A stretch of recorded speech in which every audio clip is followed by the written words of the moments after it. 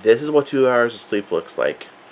Not much of a difference, I know. I literally was tossing and turning since 10 o'clock at night. Didn't go to sleep till 5. Woke up at 7.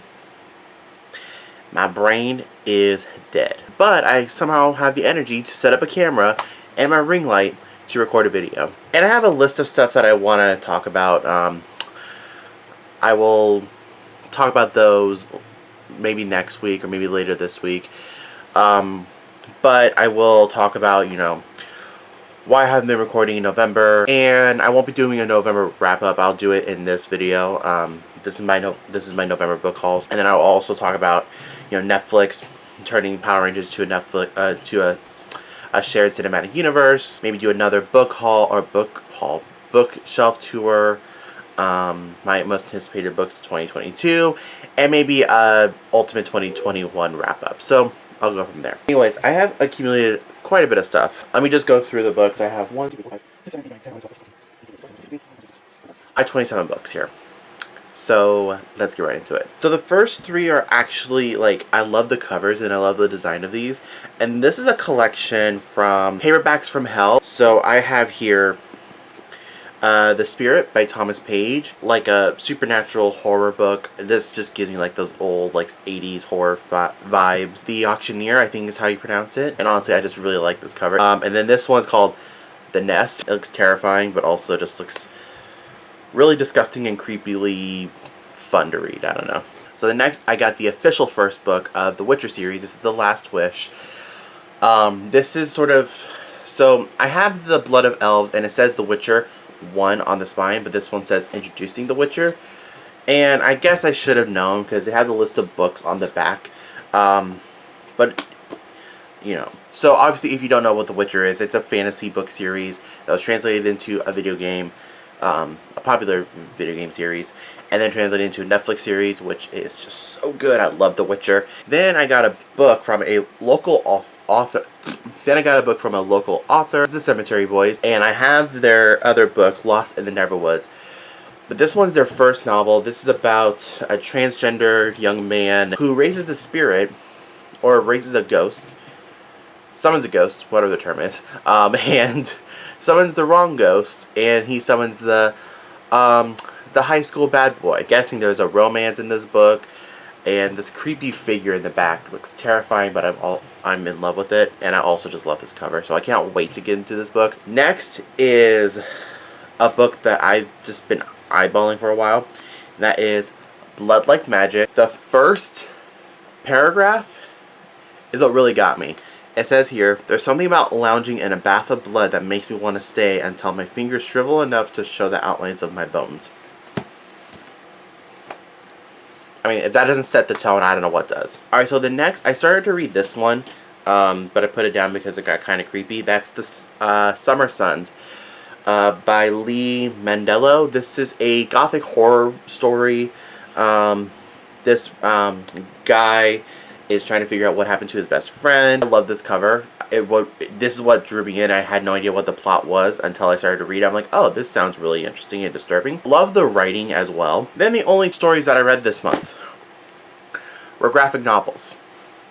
Those were the Injustice graphic novels. So here is year 1, here is year 2. So obviously if you don't know what the, Injustice series is, it's basically a world where Superman, after Joker tricks him into killing Lois Lane, goes crazy and becomes the villain. And therefore the Justice League is sort of divided between supporting Superman and then not supporting Superman. Batman is on the side of not supporting Superman and wants to take him down. And he teams up with Black Canary and Huntress, Green Arrow, Nightwing, Dick Grayson.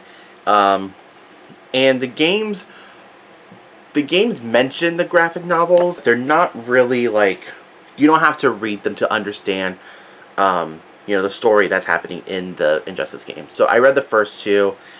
I'm planning on reading the rest of them. By the way, I gave those a 4 out of 5 stars for each. Next, I have 7 Dirty Secrets by Natalie D. Richards, who is the author of 5 Total Strangers. So it says here, "I know 7 secrets. 1 caused the fall, 1 did nothing, 1 saw it all, 1 didn't care, 1 used their head, 1 played the hero, 1 was left for dead." On her 18th birthday, Cleo receives a mysterious invitation do a scavenger hunt. She's sure her best friend Hope or her brother Connor is behind it, but no one confesses, and as Cleo and Hope embark on the hunt, the seemingly random locations and clues begin to feel familiar.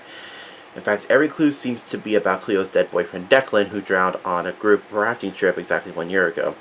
A bracelet he bought him, a song he loved, a photo of the rafting group taken just before Declan drowned, and then the phone call start, Declan's voice taunting Cleo with a cryptic question, "You ready?" This sounds interesting and fun. This was like $5 at Barnes & Noble. There was a sale going on. I think I can get through this book quickly because the font is kind of big and it's spaced out pretty well, so I think that can happen. Next is Blacktop Wasteland by S.A. Cosby.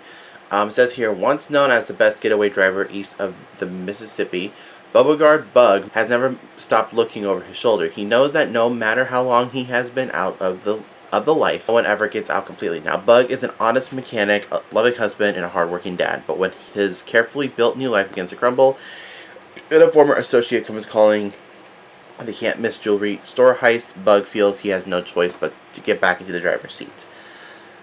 And S.A. Cosby has a brand new book out. I believe it's called The Razorblade Tears, which I believe is about two dads searching for their son, I believe. Next is a book I've been waiting for all year long, and that is You've Reached Sam by Dustin Thau. This is a story about a girl's boyfriend who dies, and then she starts to call his phone just to hear his voicemail, and then one day he picks up.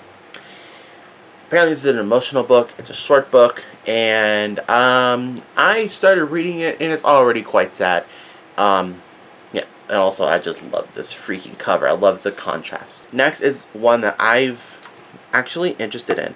This one is actually different from the other books in this haul, and that is Beneath the Moon. This one says fairy tales and myths and divine stories from around the world. So this one's like a collection of fairy tales, cultural fable, ancient mythologies, Aladdin, right there. Next from East Asian mythology, Boy and the Dragon Pearl from Chinese legend. It's just really cool. I've only read like a couple, but it's actually a pretty well made collection. And this one I'm so excited because I kept hearing about it everywhere. And this one is a webtoon comic. This one is Olympus by Rachel Smythe. This is volume 1. And honestly, I have no idea what this book is about. I just keep seeing it everywhere, so I'm like, let me just get right into it. And the artwork inside is just so cool. I love it. So yeah, so Olympus. I also love this cover. It's just so freaking cool. Alright, so then next I have a series I didn't think I was going to get. Because I don't particularly love when authors take superheroes and turn them into young adult stories, because sometimes they just sort of downplay the superheroes or make the superheroes be whiny and annoying. But I have the Teen Titans graphic novels from Kami Garcia and Gabriel Piccolo. So I have Raven, which I just read last night. It was really, really good. I have Beast Boy and Beast Boy Loves Raven. Now, if any of you guys know me, I am a Beast Boy Raven shipper. Like, Teen Titans was one of my favorite shows. I shipped Beast Boy and Raven like nobody's business because they were made for each other. No one can tell me otherwise. And I read it. I read Raven, the first one. It was really good. The artwork is great. The story was good, but I wish it was just a little bit better. Then I have Matt Haig's The Midnight Library, which I don't think I had no idea I was going to get, but one of my coworkers said you have to read it. I'm like, okay, fine. This is about a girl named Nora whose life has been full of misery and regret, and she finds herself in the Midnight Library, and in the books, Midnight Library enabled Nora to live as if she had done things differently. So like a different life, different story. I don't think I was going to get this book because I don't necessarily really like Matt Haig's writing. But they told me to read this. I'm like, okay, fine. I'll give it a chance, and I might do a review about it. Then I have here, I am going to read this one. That is Secret Santa by Andrew Schaefer. This story is just one of my friends, Holly from Holly by Golly Books, did a review about this. So I'll link it down below or click the I right over there. This is about a girl who gets a job in publishing, and at Blackwood Patterson, and she has to find the next horror superstar to compete with Stephen King, Anne Rice, and Peter Straub. I think is how you say it. It's the 80s after all, and horror is the hottest genre in the industry. So it's just one of these ridiculous 80s horror inspired book, and honestly, that's all I want for Christmas right now. I have Lord of the Flies. This is by William Golding, and I have never read this book. I've never read this book. I haven't watched the movie. I have no idea what this book is about. Actually, that's a lie. I do know what this book is about. I don't know what happens in it. In high school, one of my teachers praised this book like a bajillion times, and so I'm hoping that I can get into this book. I'm not necessarily picky with classics. I'm not necessarily going for classics. Like, there are classics that I just don't like, and I'll just be honest with them. I have a hard time with classics, not because I think the stories suck. They don't suck. It's just that the language, the writing, and that's where I'm like, okay, somebody get me a translated version of this. And I have The Rhythmitist by Brandon Sanderson, and I have no idea what this book is about. I have his Skyward series. I'm going to read that one, but it's his fantasy series like Mistborn and the Stormlight Archives, where there are just so many books in that world where I just don't have the time to read those books, but I'm sure they are amazing. But his books, especially in the Stormlight Archives, are like ginormous, and I just don't know if I have the time to read those. But this one, I think this is just one book, I believe. And honestly, I read the first chapter of this one, and his writing is just spectacular. Next, I have Hunted by the Sky. This is a fantasy, Indian fantasy book where this girl, her parents killed, and she becomes part of this group of rebel women called the Sisters of the Golden Lotus, and trains her in warrior magic, and she just wants revenge on the people who killed her parents. There's also another character named Kavis who lives in the tenements, and he's just about ready to sign his life over to the king's army. This has like a Wrath in the Dawn kind of thing, but I'm hoping that I will love this book, and also this cover is just fucking beautiful. Alright, then this one is A Song of Wraiths and Ruin by Roseanne A. Brown. This is a African fantasy book. We follow characters of Malik and Karina. And that's it. That's all I know about this book. And I cannot believe I forgot about this book. I had no idea that this book was coming out. I had no idea that this author, who's one of my favorites, was publishing this book. That's Daughter of the Deep by Rick Riordan, who is obviously the author of Percy Jackson. Dr. Robert Ballard from aboard his ship. Daughter of the Deep took me back 67 years to when I dreamed of becoming Captain Nemo. May all the young minds reading this book dream about the world beneath the sea, then make their dreams come true just like I did. That's a big compliment. And honestly, I'm sure it's going to be great because Rick Riordan is freaking talented. So, also this cover is like my favorite cover from him. Then I think I have probably the coolest cover in this haul in my opinion. And that is The Beast Warrior.